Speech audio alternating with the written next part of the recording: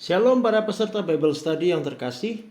Puji Tuhan, kita akan melanjutkan penjelajahan kitab Perjanjian Lama. Sekarang kita masuk ke kitab 1 dan 2 Samuel. Kitab 1 dan 2 Samuel adalah kitab yang menampilkan transisi peralihan dari masa kepemimpinan para hakim ke masa kepemimpinan para raja. Samuel adalah hakim terakhir di Israel. Samuel juga yang mengurapi dua raja pertama Israel. Di sesi ini kita akan belajar beberapa hal dari latar belakang Samuel sesuai 1 Samuel 1, 1 Samuel 2 ayat 1 sampai 11, 18 sampai 21 dan 26. Siapa orang tuanya? Bagaimana hingga lahir seorang Samuel? Mengapa Samuel hidup di kemah suci bersama Imam Eli? Apa peran Imam Eli?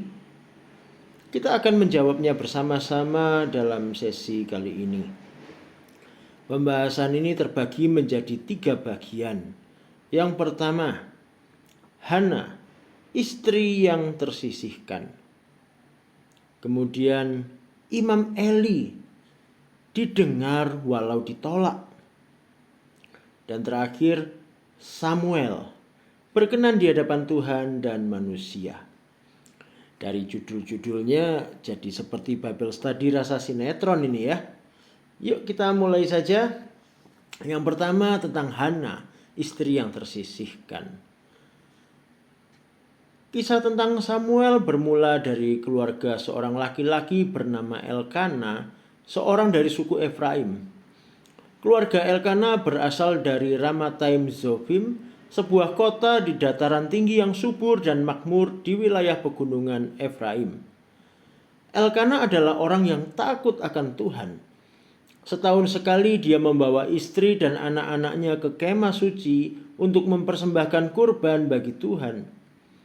Hukum Taurat tidak mewajibkan istri dan anak-anak ikut untuk mempersembahkan kurban, tetapi Elkana selalu membawa seluruh anak dan istrinya. Biaya perjalanan mereka tentu lumayan besar. Keluarga ini memang tampaknya cukup sejahtera.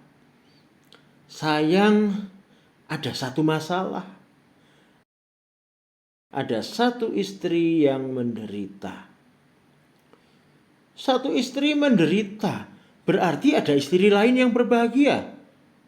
Nah, mulai kayak sinetron kan? Elkana memang memiliki 2 orang istri.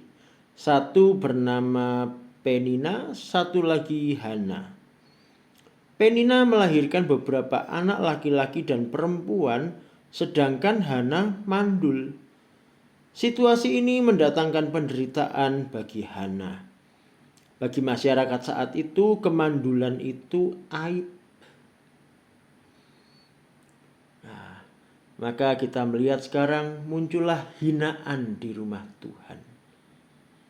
Penina yang memiliki anak banyak menjadi sombong dan selalu menghina Hana. Tiap tahun saat mereka mempersembahkan kurban, Penina menghina Hana. Tempat yang seharusnya menjadi sumber berkat dan damai sejahtera malah dijadikan kancah hinaan. Inilah derita Hana. Saking sedihnya, Hana hanya menangis dan tidak mau makan. Elkana sebagai suami yang baik berusaha menunjukkan cintanya pada Hana dengan memberi bagian terbaik dari daging kurban sembelihan mereka. Ingat ya, kurban sembelihan itu dibagi. Ada bagian untuk Tuhan, yaitu lemak-lemaknya yang harus dibakar habis. Dan ada bagian untuk para imam. Lalu sisanya untuk yang mempersembahkan. Nah. Selain itu Elkana juga berusaha menghibur Hana. Dia berkata, "Bukankah aku lebih berharga bagimu daripada 10 anak laki-laki?" Wah, pede banget ya Elkana. Masalahnya semua itu tidak bisa menghapus air mata Hana. Di tengah deritanya, dalam kesedihan hatinya, Hana melakukan sesuatu yang sangat bijak. Sebuah pilihan terbaik, yaitu berdoa. Kita baca 1 Samuel 1 ayat 10 sampai 11. Dengan hati pedih Hana berdoa kepada Tuhan sambil menangis terseduh-seduh. Kemudian bernazarlah demikian. Tuhan semesta alam, jika engkau sungguh memperhatikan sengsara hamba-Mu ini, mengingat dan tidak melupakan hamba tetapi memberi hamba seorang anak laki-laki, maka hamba akan memberikan dia kepada Tuhan seumur hidupnya. Pisau cukur tidak akan menyentuh kepalanya. Ayat 12 mengatakan Hana terus-menerus berdoa. Ini adalah sebuah luapan hati yang tulus, sebuah tindakan iman di hadapan Tuhan. Di saat kita sedang susah, terjepit, rasanya tidak ada yang mengerti, tidak ada yang menolong, datanglah kepada Tuhan. Itu adalah tindakan terbaik yang bisa kita lakukan. Sekarang kita masuk bagian yang kedua tentang Imam Eli. Didengar walau ditolak. Apa maksudnya? Nah, kita akan lihat. Hana yang serius berdoa dalam kesedihannya ternyata menarik perhatian Imam Eli. Disangkanya Hana sedang mabuk karena dia berdiri dengan wajah muram sambil bibirnya komat-kamit tanpa suara. Ketika Imam Eli akhirnya paham bahwa Hana sedang berdoa mengungkapkan kesedihan dan harapannya kepada Tuhan, Imam Eli menghibur dan mengucapkan berkat untuk Hana. Dia berkata, "Pergilah dengan selamat dan Allah Israel akan memberikan kepadamu apa yang engkau minta daripadanya." Ucapan berkat dari Imam Eli menghibur dan meneguhkan Hana sehingga dia tidak lagi muram dan dia mau makan. Singkat cerita, Tuhan betul-betul merestui ucapan berkat dari Imam Eli dan mengabulkan doa Hana hingga lahirlah Samuel. Ucapan berkat yang lain dari Imam Eli juga direstui dan digenapi oleh Tuhan. Dalam 1 Samuel 2 ayat 20 sampai 21 dicatat bahwa Imam Eli berkata, Tuhan akan memberikan keturunan lagi lewat Hana sebagai ganti Samuel yang diserahkan kepada Tuhan. Tuhan pun menggenapi dengan memberi 3 anak laki-laki dan 2 anak perempuan. Direstuinya ucapan berkat Imam Eli oleh Tuhan menimbulkan sebuah pertanyaan. Mengapa Tuhan merestui? Jawaban yang pasti muncul pertama adalah, ya karena Imam Eli adalah imam yang diurapi Tuhan. Jawaban ini memang betul. Masalahnya kalau kita membaca pasal 2 dan 3, kita akan mendapati bahwa Imam Eli dan anak-anaknya berdosa di hadapan Tuhan dan ditegur keras oleh Tuhan. Bahkan dikatakan ditolak oleh Tuhan. Ditolak tetapi kok didengar. Imam yang ditolak oleh Tuhan kok ucapannya masih didengar Tuhan ya? Apa Tuhan tidak konsisten? Nah, ini menarik untuk kita pikirkan lebih dalam. Coba pertanyaan ini nanti didiskusikan, dijawab bersama-sama di grup kita. Sekarang kita sampai di bagian ketiga yang terakhir tentang Samuel berkenan di hadapan Tuhan dan manusia. Allah telah mendengar. Penderitaan Hana berakhir saat lahir seorang putra. Saat itu Hana menyanyikan pujian bagi Tuhan yang tertulis dalam 1 Samuel 2 ayat 1 sampai 10. Hana menamai anak yang dilahirkannya Samuel. Arti nama Samuel adalah Allah telah mendengar. Maksudnya adalah bahwa Allah telah mendengar permohonan Hana. Kita bisa baca 1 Samuel 1 ayat 19 sampai 20. Keesokan harinya mereka bangun pagi-pagi dan sujud menyembah di hadapan Tuhan. Kemudian mereka pulang ke Rama. Elkana bersetubuh dengan Hana istrinya, lalu Tuhan ingat kepada Hana. Hana pun mengandung dan melahirkan seorang anak laki-laki pada waktunya. Ia menamai anak itu Samuel, sebab katanya, "Aku telah memintanya dari Tuhan." Setelah Samuel lahir, Hana tidak lagi ikut ke Yerusalem untuk mempersembahkan kurban. Dengan persetujuan Elkana, Hana menunggu sampai Samuel disapih. Menurut 1 Samuel 1 ayat 22 sampai 23.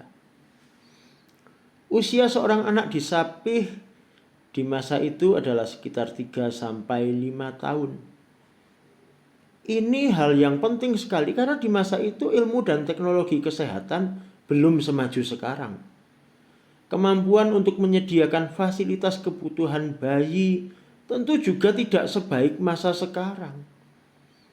Usia 0 sampai antara 3 sampai 5 tahun sangat kritis bagi seorang bayi. Karena itu adalah masa seorang bayi masih lemah dan besar kemungkinannya untuk gagal bertahan hidup. Jadi Hana menunggu sampai masa kritis ini lewat dan Samuel cukup besar dan bisa diserahkan kepada Imam Eli. Masa penantian ini adalah masa persiapan. Hana sebagai ibu tentu harus mempersiapkan Samuel untuk diserahkan melayani Tuhan. Bahkan setelah Hana menyerahkan Samuel, Hana tetap memberi perhatian dengan mengunjungi dan membuatkan jubah baru setiap tahun, yang dicatat di 1 Samuel 2 ayat 20. Nah, kira-kira seperti apa persiapan yang dilakukan Hana? Saudara yang sudah menjadi orang tua, apakah juga ingin anak-anak saudara melayani Tuhan? Nah, bagaimana persiapannya? Nah, ini juga silakan didiskusikan nanti di grup WA ya. Samuel tinggal di kemah suci bersama Imam Eli. Tentunya juga bersama dengan anak-anak Imam Eli. Anak-anak Imam Eli itu dikenal sebagai imam-imam yang korup, yang berperilaku tidak baik. Namun demikian, di tengah lingkungan yang tidak berperilaku baik, Samuel ternyata tumbuh sebagai pelayan Tuhan yang baik. Kita bisa membaca di 1 Samuel 2 ayat 26. Di situ dikatakan, "Tetapi Samuel yang masih muda bertambah besar dan semakin disukai oleh Tuhan dan manusia." Coba dipikirkan, faktor apa saja yang menyebabkan Samuel bisa tumbuh besar menjadi pelayan Tuhan yang baik walaupun orang-orang di sekitarnya tidak baik. Silakan didiskusikan. Sekarang bagian tambahan. Elkana. Kita sudah bahas tentang Hana, tentang Imam Eli, lalu Samuel. Bagaimana dengan Elkana? Kita belum banyak membahas tentang Elkana walaupun sudah kita sebut-sebut namanya dari tadi. Peran Elkana tentu besar juga. Silakan ini nanti jadi bahan diskusi kita. Elkana ini orang seperti apa? Apa kebaikannya? Kalau saudara membaca kisahnya, tentu saudara akan menemui beberapa hal menarik dari pribadi Elkana. Berikut ini beberapa pertanyaan yang sudah saya munculkan untuk didiskusikan bersama. Imam yang ditolak oleh Tuhan kok ucapannya masih didengar Tuhan ya? Lalu kira-kira seperti apa persiapan yang dilakukan Hana untuk penyerahan Samuel? Ini nanti juga pikirkan, kalau kita mau mempersiapkan anak untuk tumbuh besar melayani Tuhan, persiapannya harus bagaimana? Lalu yang ketiga, faktor apa saja yang menyebabkan Samuel bisa tumbuh besar menjadi pelayan Tuhan yang baik walaupun dia berada di lingkungan orang-orang yang tidak baik? Yang terakhir, bagaimana karakter Elkana dan peranannya dalam kisah ini. Mari kita semua aktif berpendapat, saling menjawab, supaya bisa saling mengasah. Jangan khawatir salah berpendapat, namanya juga belajar, santai saja. Yang penting aktif. Silakan juga menambahkan pertanyaan-pertanyaan lain yang muncul dalam pikiran saudara semua. Terima kasih, itu yang saya sampaikan. Sampai jumpa di sesi diskusi dalam grup WA. Tuhan Yesus memberkati kita semua.